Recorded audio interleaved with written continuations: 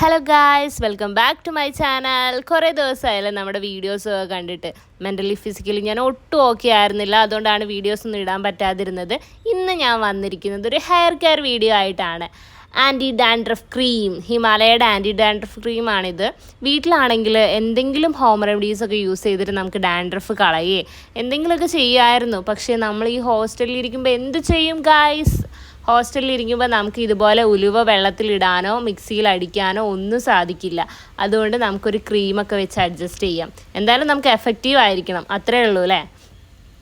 Dandruff കളയാനായിട്ട് ഞാൻ use ചെയ്യുന്നത് ഹിമാലയയുടെ ആൻറ്റി ഡാൻഡ്രഫ് ക്രീമാണ്. ഞാനൊരു 3 ഇയേഴ്സോളായിട്ടോ ഇത് യൂസ് ചെയ്ത് തുടങ്ങിയിട്ട്. ഇത് ശരിക്കും എഫക്റ്റീവാണ്. അതുകൊണ്ടാണ് ഞാൻ പിന്നെയും കണ്ടിന്യൂ ചെയ്ത് യൂസ് ചെയ്യുന്നത്. ശരിക്കും ഒരു 10 മിനിറ്റ് ഇത് സ്കാൽപ്പിൽ നന്നായിട്ട് തേച്ച് നമ്മൾ റെസ്റ്റ് ചെയ്യാൻ വേണ്ടി വെക്കണം. അതിനിടയ്ക്ക് നമുക്ക് 2 മുട്ട പുഴുങ്ങാം. പിന്നെ ഇതിൽ തേക്കുന്നത് മാത്രമല്ല, നമ്മൾ നന്നായിട്ട് മസാജ് ചെയ്യുക എന്നുള്ളതാണ് മെയിൻ കാര്യം.